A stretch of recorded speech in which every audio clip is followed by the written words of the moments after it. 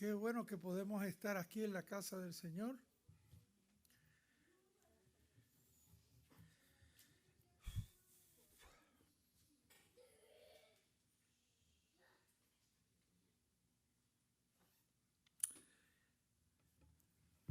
Dice su palabra en Lamentación 3:21.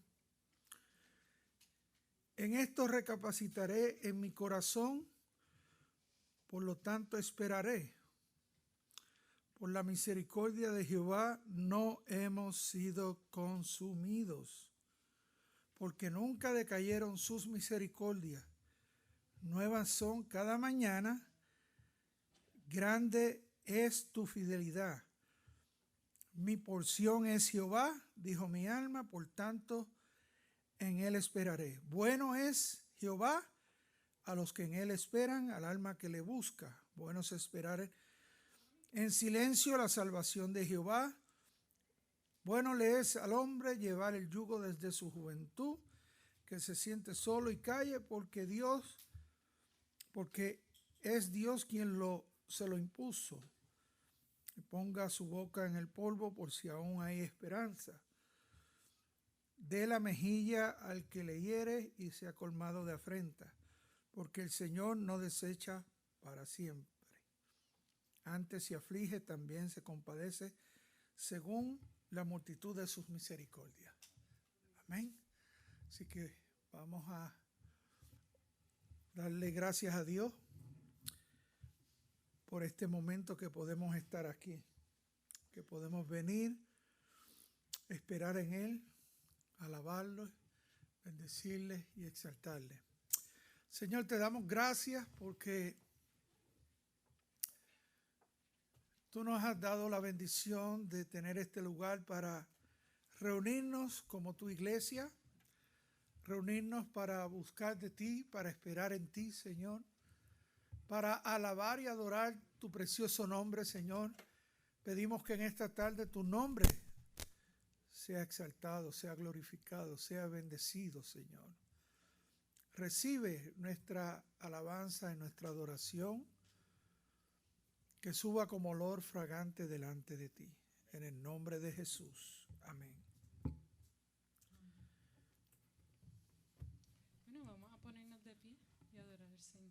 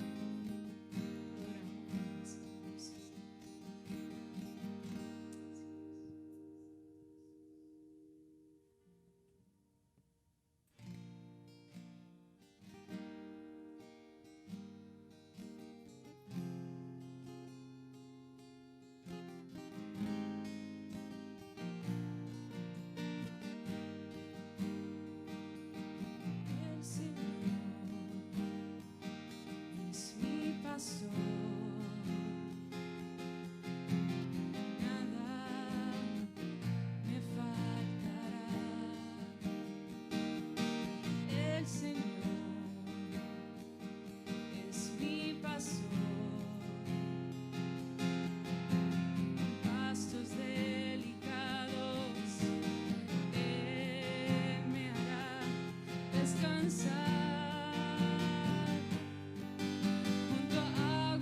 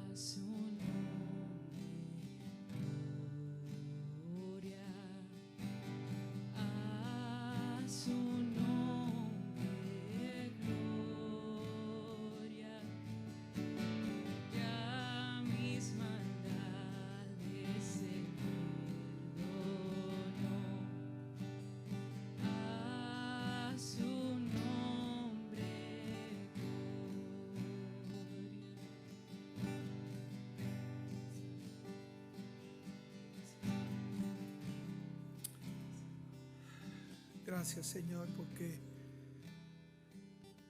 tu sangre nos ha redimido. Señor, somos nuevas criaturas en Cristo Jesús. Gracias a tu sacrificio. Gracias a que tú dejaste tu vida en aquella cruz. Hoy tenemos esperanza. Hoy tenemos el camino hacia el cielo. Hoy podemos decir que tenemos vida eterna en Cristo Jesús. Señor, gracias por tu presencia en medio nuestro. Señor, tú conoces cada corazón aquí hoy representado y cada corazón que nos está viendo a través de las redes, Señor. Tú sabes nuestro acostar, nuestro levantar. Tú sabes, Señor, nuestros afanes, nuestras inseguridades. Tú las conoces todas, Señor. Nuestras ansiedades, nuestros temores.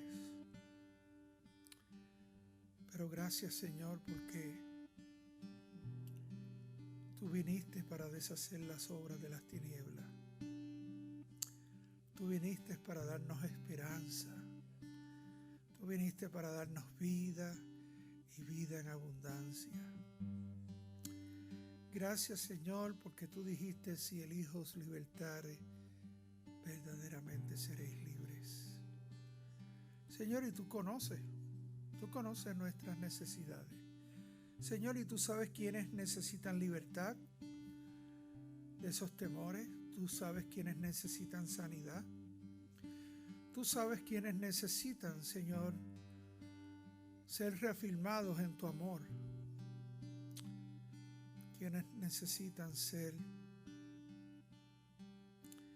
tocados por tu gracia y por tu misericordia. Señor, cualquiera que sea la necesidad, pedimos que en esta tarde, Señor, seas tú llenándola, seas tú supliéndola, Señor. Seas tú llegando a cada uno de nosotros, a cada necesidad, Señor. Señor, las riquezas no pueden llenar nuestro vacío, los placeres no pueden llenar nuestro vacío. Señor, la fama no puede llenar nuestro vacío, solo tú puedes llenar, Señor, ese vacío. Gracias, Señor. Toma el lugar que es tuyo, Señor, en nuestras vidas, en el nombre de Jesús. Amén y amén. Pueden tomar su lugar. Vamos a participar de la mesa del Señor, de la comunión. Ya mismo les voy a estar pasando los elementos. Les voy a pedir que los aguante hasta que todos podamos participar juntos. Cuando celebramos la comunión, la Santa Cena, estamos celebrando en memoria de nuestro Señor Jesucristo su sacrificio. A veces nosotros, los seres humanos, no podemos entender ese amor tan grande que Dios tiene por nosotros. No podemos a veces reconciliar como un Dios santo, como un Dios tan perfecto, tan puro, lleno de luz, porque Él es la luz. Pudo relacionarse con nosotros, que somos personas tan imperfectas, tan llenas de flaquezas, tan llenas de una humanidad que cayó bajo las garras del pecado. A veces no lo podemos entender, no lo podemos comprender, porque la fe no se entiende sino que la fe se experimenta. ¿Cómo podemos explicarlo?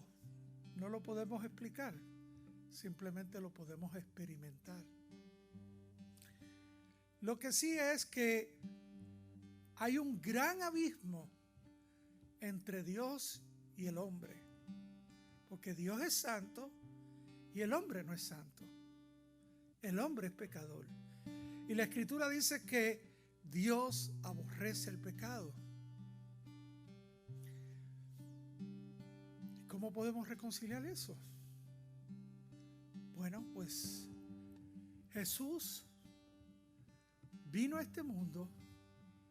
Dice la Escritura que se humilló a sí mismo. Tomó forma de siervo para poder poner una mano en su Padre, que es santo, que es puro, que es la luz, y poner otra mano en nosotros, y así convertirse en el mediador entre Dios y los hombres, a Jesucristo hombre. Y por Él hoy estamos aquí. Por Él podemos celebrar la Santa Cena, la comunión.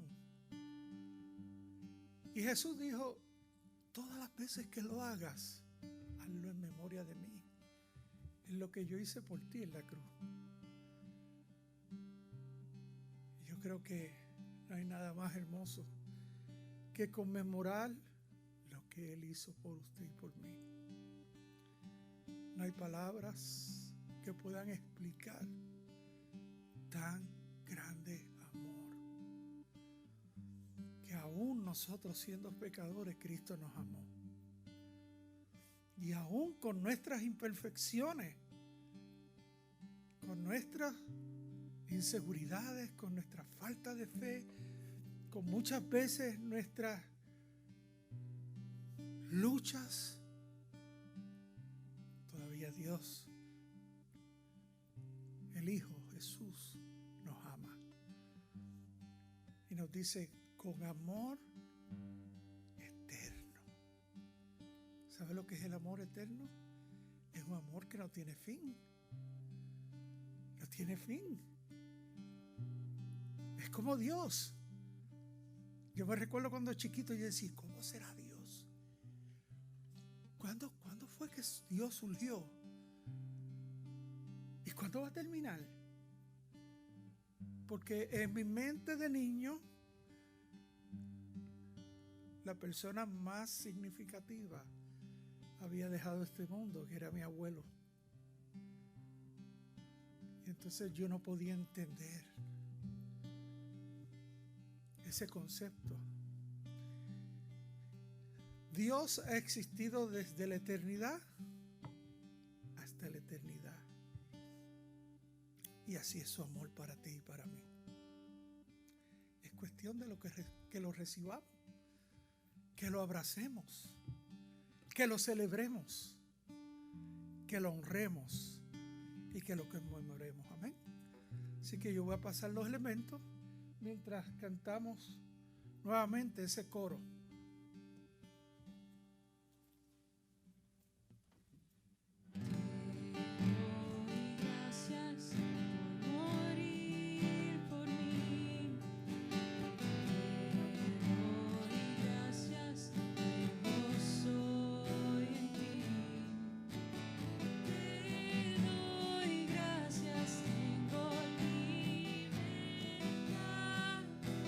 Sangre derramada.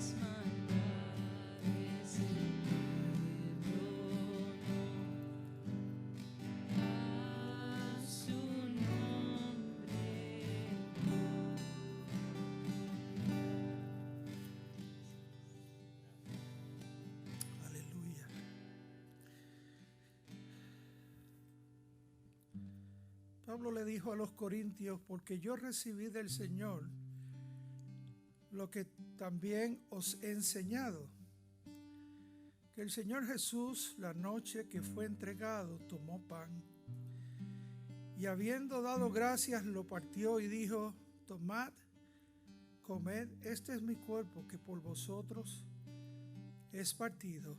Haced esto en memoria de mí. Comamos el pan, hermanos.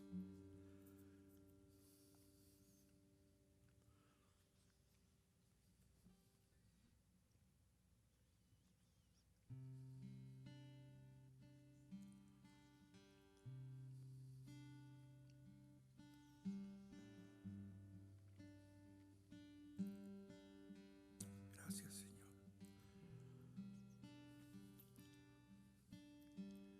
Señor, es en memoria tuya que lo hacemos. Gracias por tu sacrificio. Gracias por haber ido a la cruz y haber sufrido en tu cuerpo el rechazo y la paga de nuestro pecado, Señor.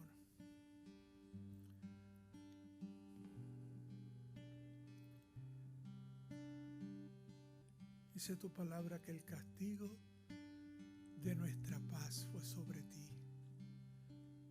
Gracias porque tenemos paz contigo. Tenemos paz contigo, Señor. Ya sea que hoy nos vayamos, porque tú vengas a buscarnos, o porque pasemos de este mundo, Señor, sabemos que ausentes del cuerpo, presentes contigo, Señor. Gracias, porque tenemos paz para con Dios. Y tenemos tu paz, la paz que sobrepasa todo entendimiento. Gracias, Señor. Asimismo tomó también la copa después de haber cenado, diciendo: esta copa es el nuevo pacto en mi sangre. Haced esto todas las veces que la bebieres en memoria de mí. Así pues, todas las veces que comieres este pan y bebieres esta copa, la muerte del Señor anunciáis hasta que Él venga. Amén. Tomemos la copa.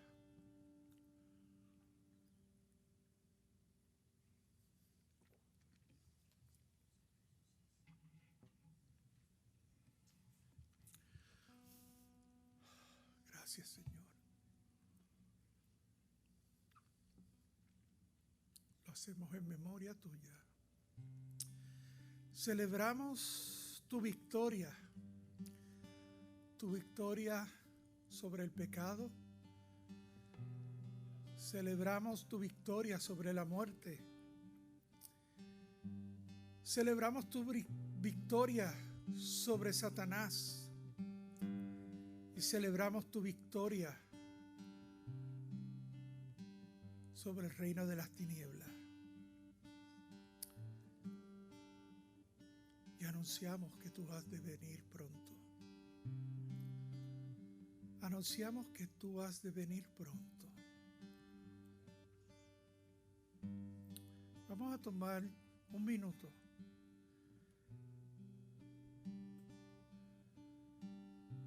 Si usted quiere darle las gracias al Señor, lo puede hacer en voz alta. Gracias, Señor.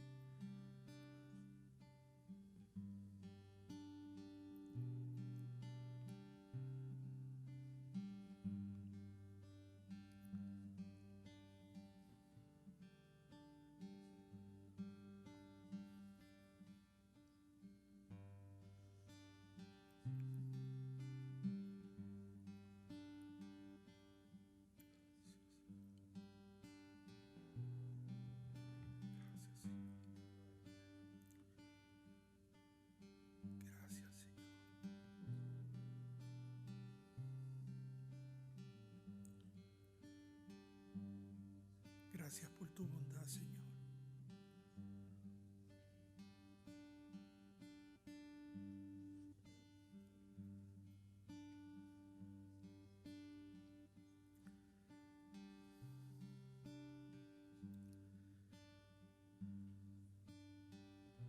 Le voy a invitar a que se ponga de pie nuevamente y que cantemos esa estrofa que dice: te doy gracias.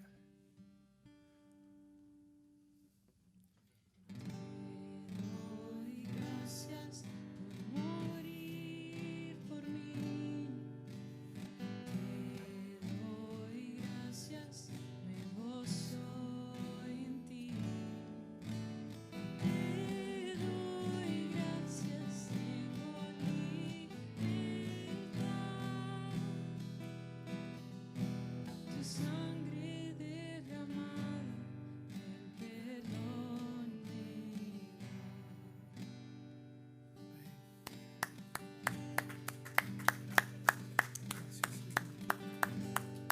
Gracias, Señor. Amén. Pueden sentarse.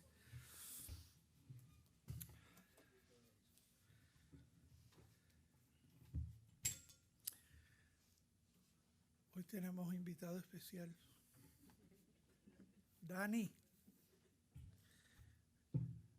va a compartir con nosotros hoy. Amén.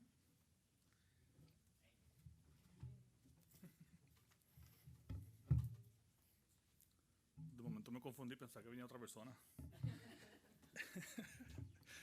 ¿Quién viene? A ver si esto, ok.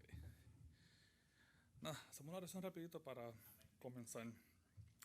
Señor, te damos gracias, Señor, por todo lo que nos has dado, por todo lo que has hecho por nosotros y por tu sacrificio, Señor. Te pedimos que estés con nosotros en esta parte de servicio, Señor, para que nos limpie nuestras mentes y que podamos escuchar y aprender sobre lo que tú tienes para nosotros hoy. Te lo pedimos en nombre de Jesús. Amén. Si tienen la aplicación de la Biblia YouVersion, las notas están ahí con los versículos y todo eso, para que se le haga un poco más fácil seguirme, quizás vaya un poco rápido. Esa es mi manera de ser. Por más que trate de ir lento, pues no puedo. Y vamos a estar en 2 Crónicas 7, del 11 al 22. Yo uso la versión de la Biblia nueva, la nueva Biblia, la Nueva Biblia de las Américas. Sí, la NBLA. Y dice así: Así acabó Salomón la casa del Señor y el palacio del rey, y llevó a cabo todo lo que se había propuesto hacer en la casa del Señor y en su palacio. Y el Señor se apareció a Salomón de noche y le dijo: He oído tu oración y he escogido para mí este lugar como casa de sacrificio. Si cierro los cielos para que no haya lluvia, y si mando la langosta a devorar la tierra, y si envío la pestilencia entre mi pueblo, y se humilla mi pueblo, sobre el cual sobre el cual es invocado mi nombre, y oran, buscan mi rostro y se vuelven de sus malos caminos, entonces yo oiré desde los cielos, perdonaré su pecado y sanaré su tierra. Ahora mis ojos estarán abiertos y mis oídos atentos a la oración que se haga en este lugar, pues ahora he escogido y consagrado esta casa para que mi nombre esté allí para siempre, y mis ojos y mi corazón estarán allí todos los días. Y en cuanto a ti, si andas delante de mí como anduvo tu padre David, haciendo conforme a todo lo que te he mandado, se me fue. Igual a mi estatuto y mi ordenanza, yo afirmaré el trono de tu reino como pacté con tu padre David, diciendo: no te faltará hombre que gobierne en Israel. Pero si ustedes se apartan y abandonan mis estatutos y mandamientos que he puesto delante de ustedes, y van y sirven a otros dioses y los adoran, yo los arrancaré de mi tierra que les he dado, y echaré de mi presencia esta casa que he consagrado en mi nombre, y la convertiré en refrán y escarnio entre todos los pueblos. Y en cuanto a esta casa, que ha sido exaltada, todo el que pase cerca de ella se asombrará y dirá, ¿por qué ha hecho así el Señor a esta tierra y a esta casa? Y responderán, porque abandonaron al Señor Dios de sus padres, que los sacó de la tierra de Egipto, y tomaron otros dioses, los adoraron y los sirvieron. Por eso Él ha traído toda esta adversidad sobre ellos. Originalmente, cuando me estaba preparando para este mensaje, que Alex me había pedido que trajera una reflexión, un pensamiento para hoy, primero me sentí como que un día como hoy que estuvimos orando, un día de clamor y ayuno, si el primer instinto es como que a mí hablar en ese día, la presión es mucha, ¿verdad? Y aunque no lo crean, pararme aquí es algo que me mortifica, que me da cosa, no me gusta, yo me escucho y me vuelvo loco, porque si no lo saben, cuando tú hablas se escucha por los micrófonos y uno se escucha a uno mismo y es lo peor que te puede pasar. Pero me acordé, ¿verdad? Cuando estaba buscando qué era lo que íbamos a hacer, me acordé del versículo que puso en el afiche, que decía, 2 Crónicas 7:14, que es bien conocido. Y me puse a leerlo, ¿verdad? Además de este tema, pues tenía el tema, pues, como era ayuno, oración, clamor y como que la Santa Cena. Yo dije, hay tantas cosas pasando en este día, ¿qué voy a leer? Pues me pongo a leer el versículo 14, que es bien conocido, pero ese versículo empieza con I. Cuando uno lo lee, dice I, pero no I mayúscula, es I minúscula. Como que hay algo anterior que están diciendo. Mi maestro de la clase bíblica que cogí, y muchos otros apologistas y mucha gente que enseñan como que doctrina en las redes sociales y en YouTube y todo eso, siempre dicen, nunca leas un versículo solamente, ¿verdad? Nunca leas uno. Entonces, si vas a estudiar, no leas solamente uno. Y menos si empieza con I, o por lo tanto, o si dice algo que como que, espérate, pero está diciendo por lo tanto, significa que hay algo anterior. O si dice así, entonces, dice, espérate, pero ¿qué es lo que dijo antes para yo saber? Me puse a leer y terminé leyendo más para arriba y más para abajo. Y más para atrás y mucho más para adelante. Y después dice, diantre, entonces, pero ¿cuál parte es la que tengo que hablar? Porque si se dan cuenta, el pasaje empieza con así acabó Salomón a hacer, ¿verdad? A dedicar el templo. Y dice, pero entonces lees para arriba y te das cuenta que él está literalmente en el versículo 7:1.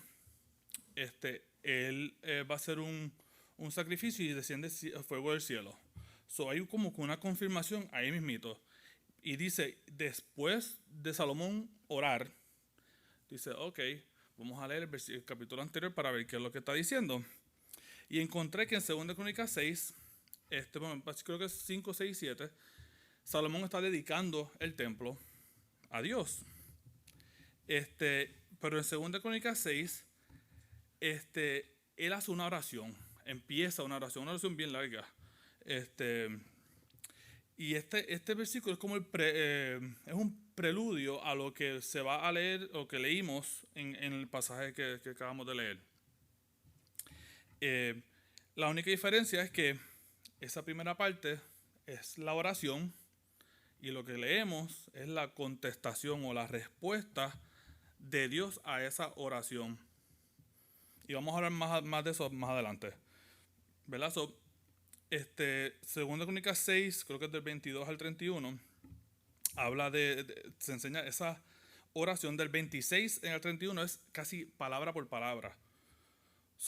Vamos a leerlo más adelante, pero vemos que cuando Salomón le dedica el templo al Señor, ¿verdad? Este templo que se menciona mucho, en la Biblia se menciona mucho el templo. De hecho, la semana pasada Alex estaba hablando del templo, que Jesús habla de un templo. Pero este templo se le conoce como el primer templo, ¿verdad? El templo de Salomón. Ese era el templo magnífico, el que todo el mundo veía desde lejos y impresionaba. El segundo templo, que para la época de Jesús había sido empezado por Zorobabel, y ese daba tristeza. Después vino Herodes, que lo amplió y lo hizo lo grande que era cuando los discípulos lo estaban leyendo, lo estaban viendo, leyendo. Nosotros estábamos leyendo lo que estaban diciendo. Pero ese primer templo fue destruido por Babilonia, ¿verdad? Y vemos en la historia que fue Nabucodonosor el que lo destruyó. Y en 2 de Reyes 25, 8 al 10, y en Jeremías 52, 13 al 14, dice exactamente eso, que Nabucodonosor destruyó el templo. Y es bien interesante, en Jeremías, justo antes de hablar de que fue Nabucodonosor, menciona que el rey, creo que era Sedequías, era bien malo, no hizo lo bueno delante del Señor.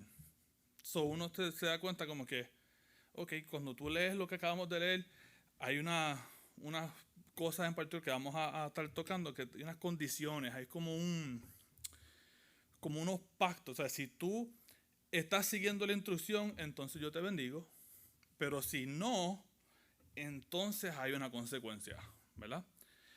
Según el comentario del conocimiento bíblico, dice el contenido de todos los pactos que se hacían en el antiguo cercano oriente, así como muchos en el Antiguo Testamento, se incluía una sección que mencionaba bendiciones y maldiciones.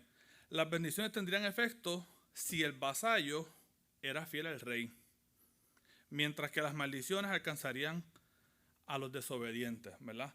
Eso es bastante sencillo. Si tú haces esto, pues entonces se te da algo bueno, pero si no, pues algo malo. Por lo tanto, vamos a entonces, eso es como la introducción, para entonces ahora vamos a entrar a los versículos, ¿verdad? En el versículo 12, que dice, y el Señor se le apareció a Salomón de noche y le dijo, he oído tu oración y he escogido para mí este lugar como casa de sacrificio. Lo primero que podemos ver, y como estábamos hablando hoy mismo, es que Dios oye nuestras oraciones, ¿verdad? Y en este caso, él oye la oración de Salomón y acepta la dedicación del templo. Y lo vemos otra vez en el versículo, el capítulo 7, versículo 1 de 2 de Crónicas. Vemos esa confirmación que después que oró, la primera señal fue fuego del cielo, que consumió el sacrificio. Eso es como que selló lo que se hizo allí, él lo confirmó y lo selló, ¿verdad? Según Primera de Reyes, que Primera de Reyes 9, del 1 al 9, es un relato paralelo a 2 de Crónicas 7. Lo mismo, las cosas están casi iguales. Unas cosas cambian. Por ejemplo, en Primera de Reyes 8, en el 9 menciona que fue la segunda vez que Dios se le presentó a Salomón, que se le aparece. Y lo menciona así, es la segunda vez. En Crónicas no lo menciona, pero en Segunda de Reyes dice que fue la segunda. La primera, creo que casi todo el mundo conoce cuál fue, que fue cuando Dios le dice en Primera de Reyes 3:5, y le dice, pide lo que tú quieras que te dé, ¿verdad? Después de eso, no se menciona más nada hasta que Salomón hace el templo y dedica el templo. Para toda esa gente que escuchan y quieren escucharle a Dios todo el tiempo, imagínate tú pasar muchos años y que no escuches nada. Y que no se te aparezca, que no se te... Hay veces como nosotros vemos, y Abraham es un caso de eso, pasan años, mismo Moisés, fue una revelación obviamente bien impactante, porque en el caso de Moisés, cuando tú ves que una sal saliente te habla, pues uno como que escucha, ¿verdad? Él pide por sabiduría y discernimiento, que eso es lo que todo el mundo conoce de Salomón. Lo primero que uno escucha es eso, es más sabio, ¿verdad? Salomón hace este templo y lo hace de su propia, como que es lo que él quería hacer, parte de esa sabiduría que Dios le había dado.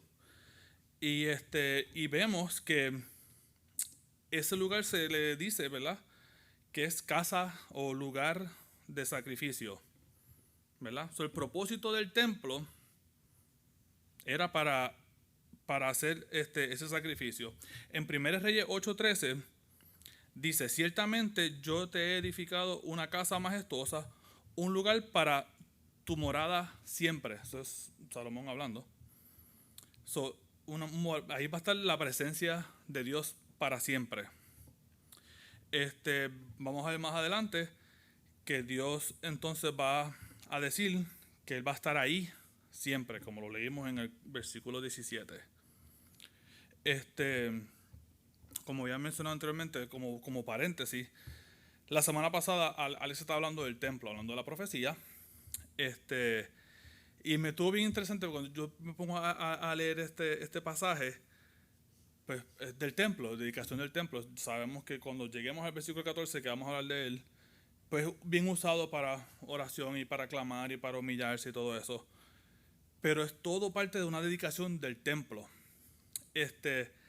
Y Jesús, ¿verdad?, cuando está en Jerusalén, en Mateo 21:13, él dice, escrito está, esto es cuando empieza a pelear con los mercaderes, ¿verdad? Dice, escrito está, mi casa será llamada casa de oración, ¿verdad?, pero ustedes la están haciendo cueva de ladrones. Es como que está refiriéndose para atrás al principio, cuando Salomón, ¿verdad?, hizo el templo. Era para eso, era una casa de oración, es una casa donde él iba a estar. Pero él cita dos pasajes, uno en Isaías 56:7 y otro Jeremías 7:11, en la cual dicen exactamente lo que él dijo. Jesús le está diciendo a ellos que ellos están cumpliendo esa profecía, diciéndole lo que están haciendo mal. Es como que bien interesante. Además de que en Juan 2:16-21, cuando están también cerca del templo, dice en el versículo 16, a los que vendían palomas les dijo, quiten esto de aquí, no hagan de la casa de mi padre una casa de comercio. Sus discípulos se acordaron de que escrito estaba, el celo por tu casa me consumirá. Entonces los judíos le dijeron, ya que haces estas cosas, ¿qué señal nos muestra? Y Jesús les respondió, destruyan este templo y en 3 días lo levantaré. Entonces los judíos dijeron, 46 años fue edificado este templo y tú lo vas a levantar en 3 días, pero él hablaba del templo de su cuerpo. Vemos como el templo que Salomón estaba haciendo, que era lo más grande, fue destruido, hicieron uno nuevo y volvieron a estar ahí. Entonces, eso fue lo más grande. Y él dice, tú sabes, ustedes lo han tomado mal todo el tiempo. Van a destruir este templo, ¿verdad?, que va a cambiar. En vez de que sea en ese templo, ahora va a ser en este templo, ¿verdad? Y también cuando vemos en Mateo 24, que él dice, no quedará piedra sobre piedra. Imagínense los judíos pensando en el templo y lo que significa a través de la ley, los profetas, lo que significa el templo, y que les diga eso, no va a quedar piedra sobre piedra.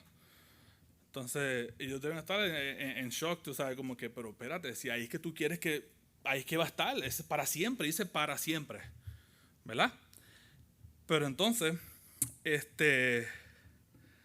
eso no era, eso se cambia el templo, entonces después vemos el que Jesús dice, y entonces Pablo menciona también en otro pasaje que nosotros somos el templo, ¿verdad? Pero nada, eso fue como un paréntesis hablando del templo, conectándolo con lo que casualmente Alex habló la semana pasada. Pero el próximo punto, ¿verdad? Es una adversidad por rebelarse contra a Dios, ¿verdad?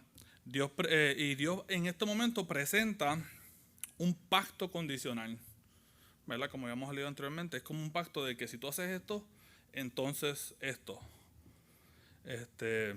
En el verso 13 menciona, si cierro los cielos para que no haya lluvia, o si mando la langosta a devorar la tierra, o si envío la pestilencia entre mi pueblo y se humilla mi pueblo, sobre el cual es invocado mi nombre, y oran y buscan mi rostro, y se vuelven de sus malos caminos, ¿verdad? Entonces, voy a dejarlo hasta ahí porque voy a hablar de la otra parte más adelante.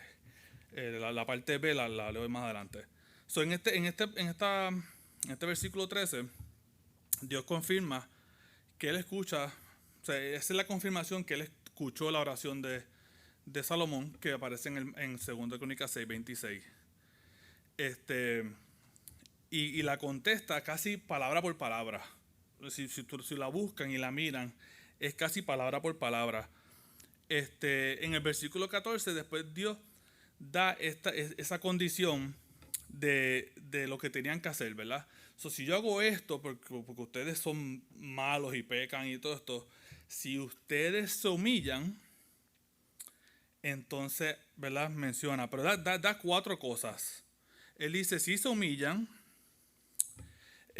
si oran, se humillan, si oran, si buscan mi rostro y se vuelven de sus pecados, ¿verdad? Y humillarse significa pues someterse, rendirse, rendir dominio o control, o literalmente doblarse o aplanarse, ¿verdad? Eso es lo que significa esa palabra. Humillarse, y por eso a veces uno ve que la gente ora boca abajo, acostado en el piso, especialmente del Medio Oriente y los judíos, es porque están a ese nivel, no pueden humillarse más, eso es lo más bajo que pueden llegar, ¿verdad? Santiago 4:10 dice, humíllense en la presencia del Señor y Él los exaltará, ¿verdad? Mateo 5 dice, bienaventurados los humildes o los mansos, pues ellos heredarán la tierra. Y lo interesante de la definición de la palabra manso es que significa, o la definición es, que no ataca ni actúa con agresividad, sino que se muestra dócil en compañía de las personas y se deja tomar o acariciar. Si ponemos esta definición y la aplicamos a verla como Dios y nosotros,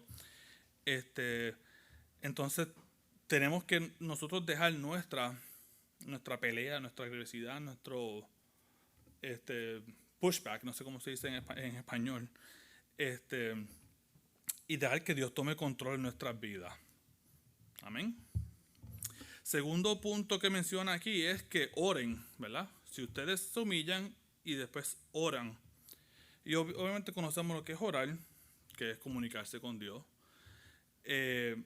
Pero interesantemente en este pasaje, Salomón está orando, pero no por él mismo. Está intercediendo por el pueblo, que es algo bien parecido a, como Alex estaba mencionando, con Daniel, que ora de parte de un pueblo que está pecando, ¿verdad? Y es bien interesante que si ellos se arrepienten y oran, ¿verdad? Y se humillan, pues orar también, ¿verdad? Clamar por nuestra necesidad. Si estamos en un momento, pues, como estamos haciendo hoy, que clamamos y oramos por nuestras peticiones y pedimos por lo que necesitemos, pues Dios nos va a escuchar.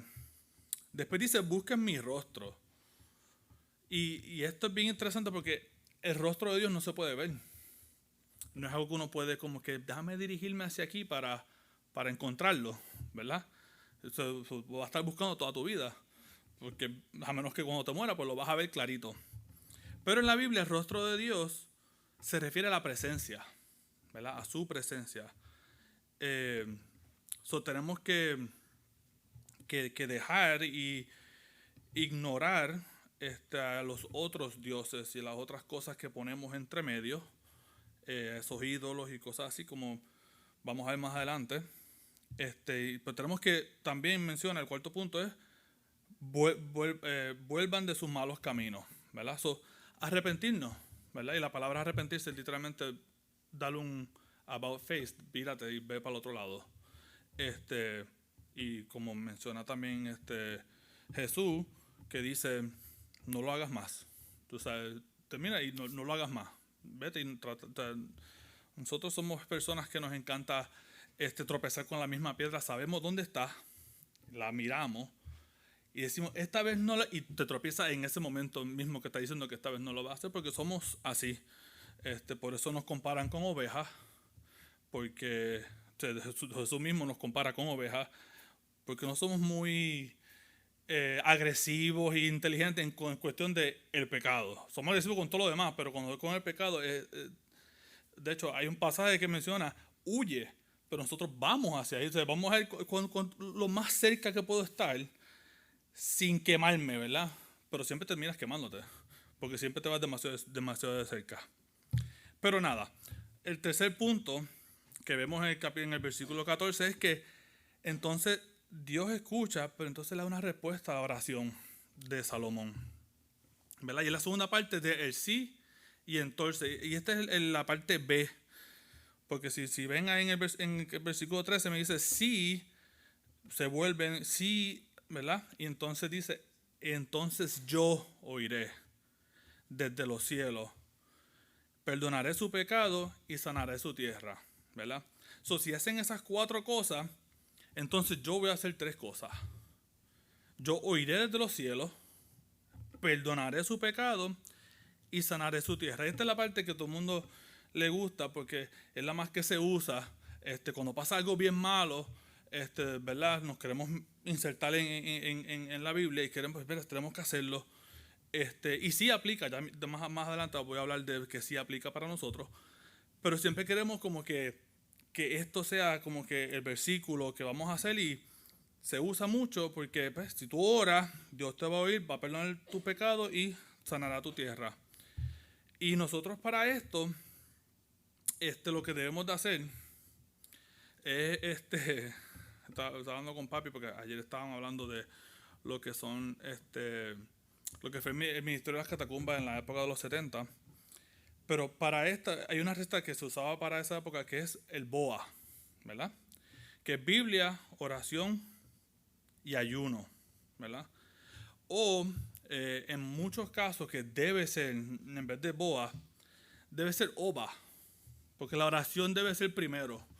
Y mucha oración antes de la Biblia, y el ayuno, pues también junto con lo demás.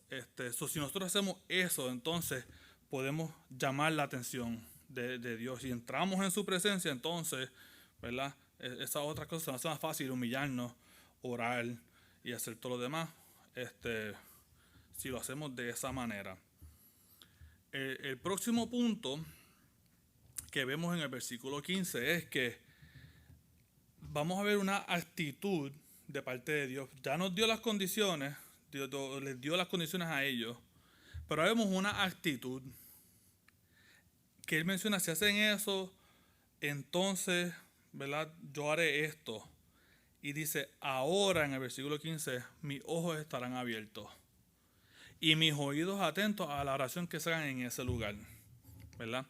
Y en este caso está hablando del templo, ¿verdad?, que era la casa de Dios, ese que menciona que esa es mi casa y lugar de sacrificio. Pero ese templo era donde iba a estar el Espíritu, su morada. O sea, no el Espíritu Santo, pero la presencia de él y su morada. Y va a estar para siempre. Como vemos Jesús, ¿verdad?, cambió el templo, entonces se supone, ¿verdad?, decimos, no, yo voy para la iglesia para sentir la presencia. No, pero espérate, si lo que dice la Biblia es correcto, la presencia está en mí. So, donde yo esté, Él está. Además de que Él es omnipresente, so, donde quiera que tú estás, está en la presencia de Él. So, no tienes que ir a un lugar específico para que eso ocurra. Debes de creer que donde tú estás, contigo, Él está ahí, omnipresente, ¿verdad? Pero aquí en el versículo menciona que Él va a estar atento en este lugar específico. Pues nosotros lo podemos aplicar de la manera que pues, nosotros somos morada.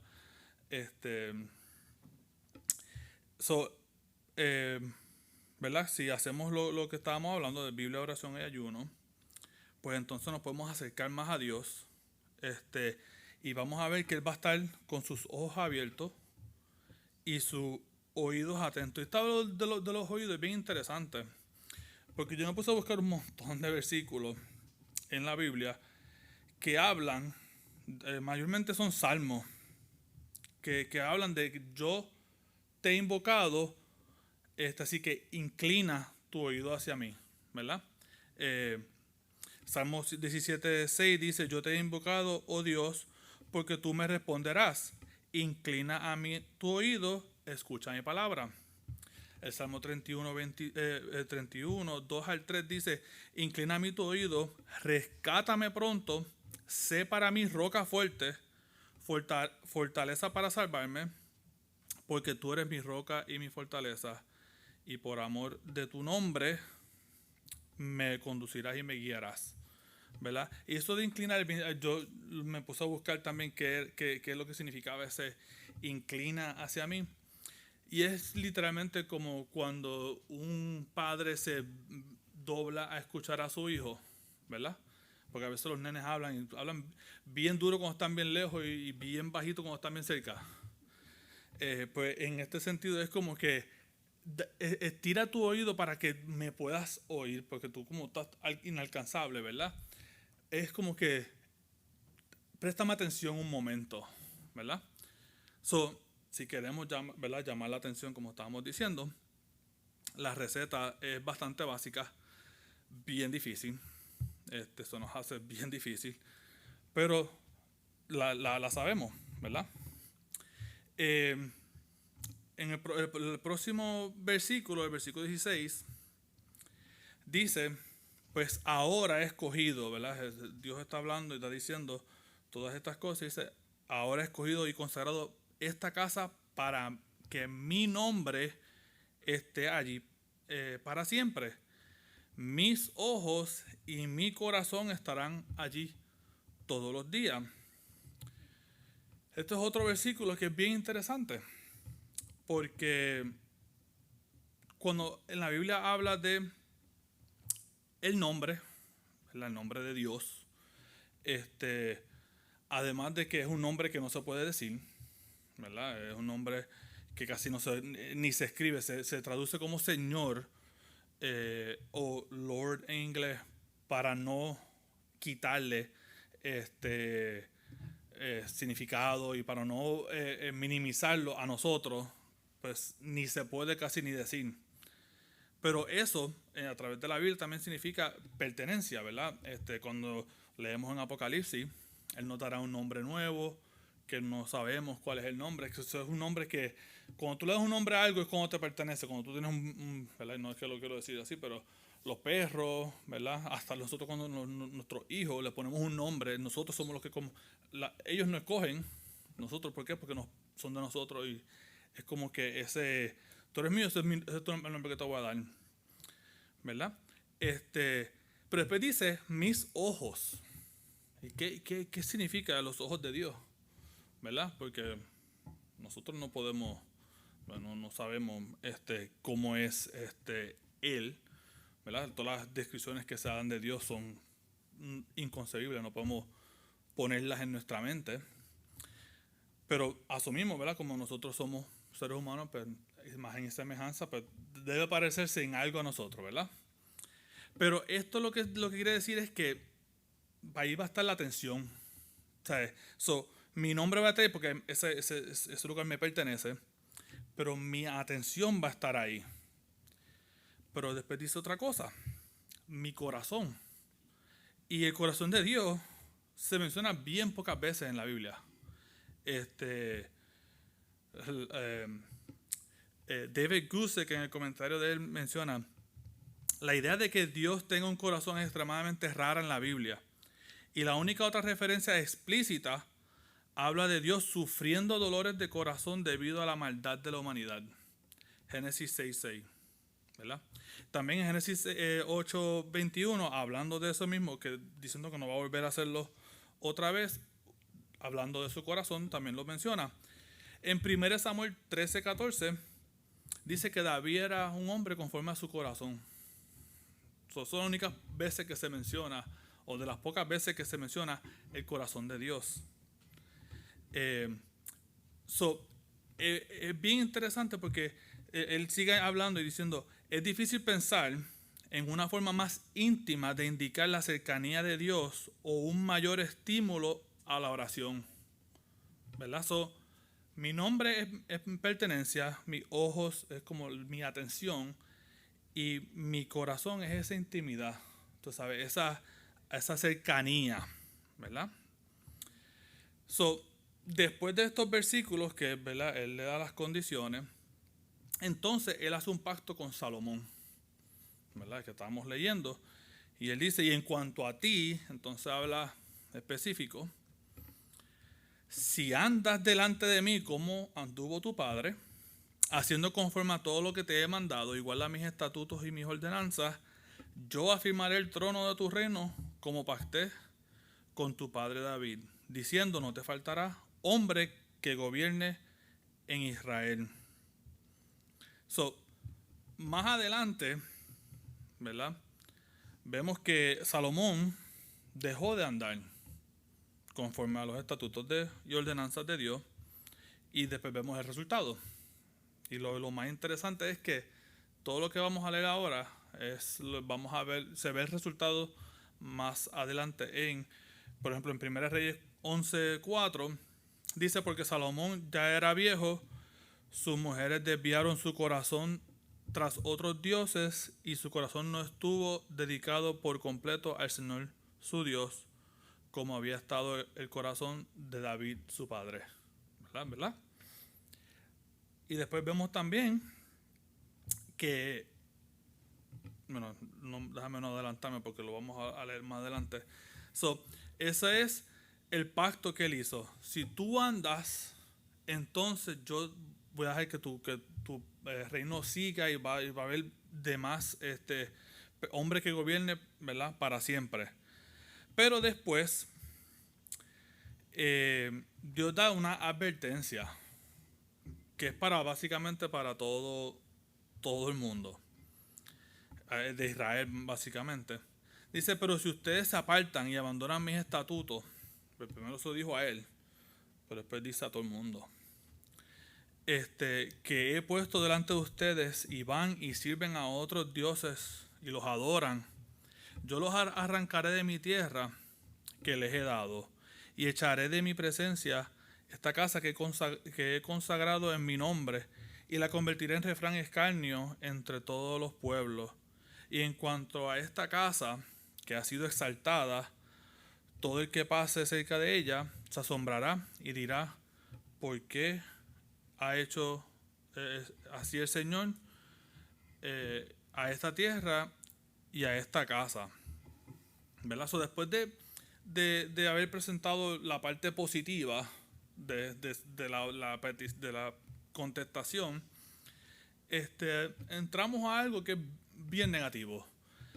Pero vemos a través de la historia qué fue lo que pasó después y podemos entenderlo mejor cuando lo vemos de esa manera, cuando uno estudia y dice, ok, pues mira, aquí en 2 Crónicas Dios dijo algo y el pueblo pues no lo hizo. Por lo tanto, todo lo que pasó después es por esa condición. Era bien sencillo. Si tú lo haces, entonces yo te bendigo. Si no, entonces lo que va a haber es algo que todo el mundo se va a enterar. Gusick añade en su comentario, ¿verdad? La respuesta de Dios a la oración de Salomón no era una promesa incondicional, ¿verdad? No como le hizo al papá, que le dijo, ¿verdad? Tu hijo va a ser rey para siempre.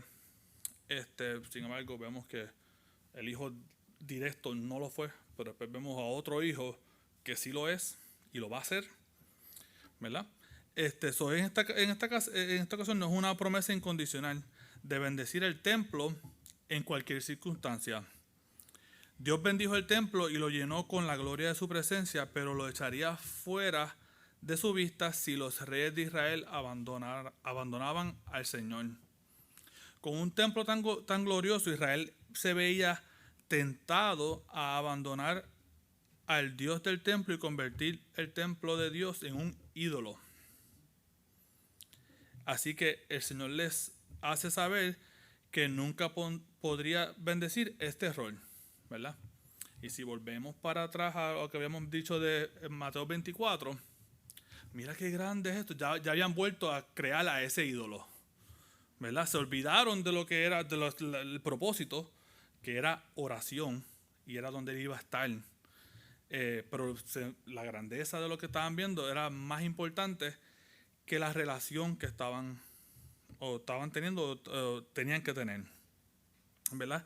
También vemos que los sucesores de Salomón y por consiguiente el pueblo de Israel completo se alejaron de Dios y de sus estatutos al punto de que el reino fue dividido y fueron llevados a exilio, ¿verdad?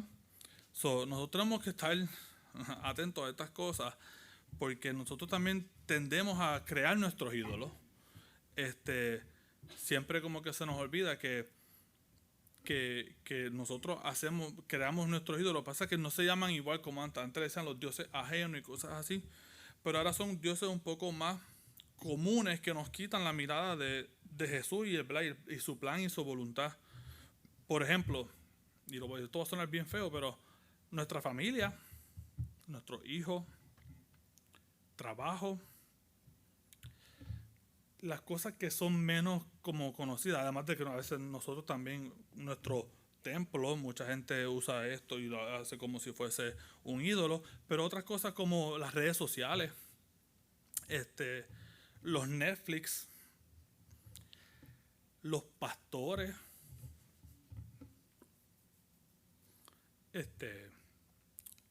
las doctrinas, denominaciones.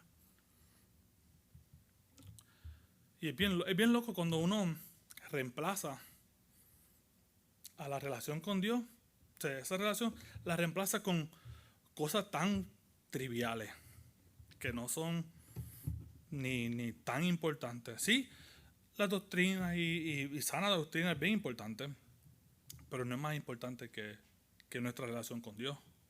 Si alguien no cree igual que uno, tampoco es tan importante para romper todo tipo de relación.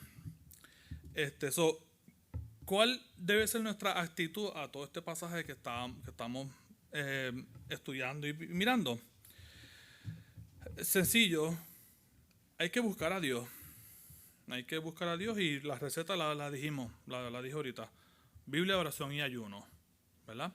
Y de esa manera podemos llamar su atención y por consiguiente Él va a escuchar nuestras oraciones, ¿verdad? Pero después tenemos que nosotros esperar en Él. Y esa es la parte difícil, ¿verdad?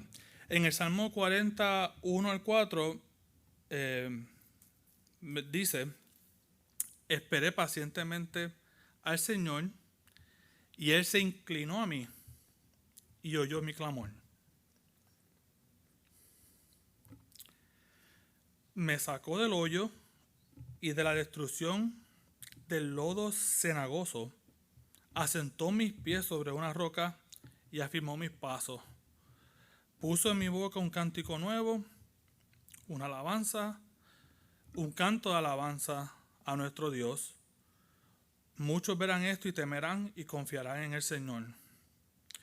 Cuán bienaventurado es el hombre que ha puesto en el Señor su confianza y no se ha vuelto a los soberbios ni a los que caen en falsedad. Amén. En un día como hoy que estábamos orando, un día de clamor, de oración, vamos a a humillarnos.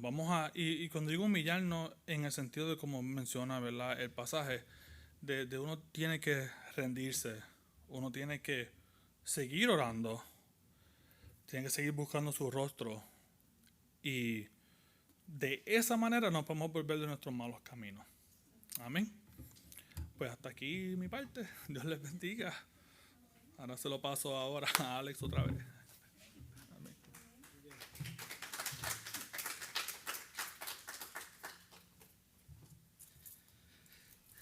Gloria a Dios, ¿verdad? Interesante. Cuando nosotros buscamos al Señor, buscamos apartarnos y buscar, significa hacer una indagación, significa entrarte. Le estamos dando el primado a Dios. Y como dijo Dani, nosotros somos, el ser humano es bien especial, como decía un amigo mío. Nosotros somos dados a crear dioses. Bien fácil. A medida que pasan los años, creamos más dioses. Y lo peor de todo es que lo justificamos. No, es que yo necesito. No, es que esto me ayuda. No, y entonces nos convertimos en Salomón. No, Señor, es que aunque peque, si él hace una oración mirando hacia el templo, ¿sabe algo? La oración no es para manipular a Dios, es para alinear nuestro corazón al de Dios. Por eso es que Dios nos dice que nos humillemos, que reconozcamos. ¿Tú sabes lo que es humillarte? Cuando tú reconoces quién tú eres y quién es Dios. ¿Ves? Tú no puedes ir a demandarle cosas a Dios. No, en el nombre yo reclamo. ¿Qué es eso? Esa parte hay que editarla en el live streaming. ¿Se puede? ¿No se puede? Ok. Bueno. Creo que van a haber mucha gente que no nos va a querer seguir más. Anyway, qué hermoso que Dios ha escogido este templo, ¿verdad? Y no es el cuerpo. By the way, no es el cuerpo. Nosotros podemos pensar que es el cuerpo físico. No, es tu corazón. Es el corazón, porque de él emana la vida. Así que es importante eso. Pero qué bueno que pudimos recibir esa palabra. La recibimos. Yo creo que Dios quiere hacer algo aquí con nosotros. ¿Qué es? Yo no sé, pero yo creo que Dios va a hacer algo aquí. Yo digo, bueno, Señor, lo bueno de todo es que aquí hay espacio. Aquí hay mucho espacio. Que si aquí no da, allá hay uno más grande. Y si no da aquello y esto, bueno, ahí hay un patio bien grande. Pero, ¿sabe algo? Yo le voy a dar una tarea. Léase Génesis 11. Génesis 11. ¿Sabe lo que es Génesis 11? La torre de Babel. ¿Verdad que todos hemos oído como en los días de Noé? No, como en los días de Noé, no, como en los días de Noé. Ya no estamos como en los días de Noé, estamos como en los días de Babel. Donde el hombre dice, vengamos, hagámonos un nombre, construyamos una torre, hagamos una ciudad, seamos nosotros y no Dios. Eso es lo que está pasando hoy en día. Lo peor, que hay alguien detrás de, no digo él, digo los gobiernos. ¿Sabe cómo se llama? Nimrod. Tiene una tarea, léalo. Es bien interesante, bien interesante. Hermanos, qué bueno que pudimos compartir. Hoy ha sido un día glorioso. Yo me he gozado con ustedes. Me he gozado tremendamente mientras orábamos. Yo decía, Señor, qué bueno.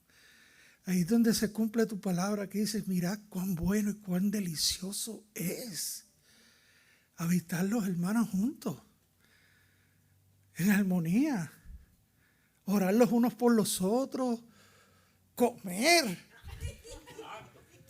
tomar café ahora. Nos vamos.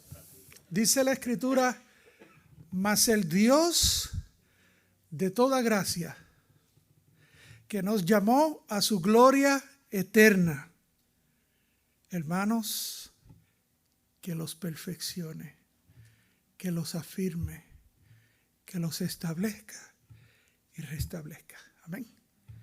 Dios les bendiga. Vamos a tomar café.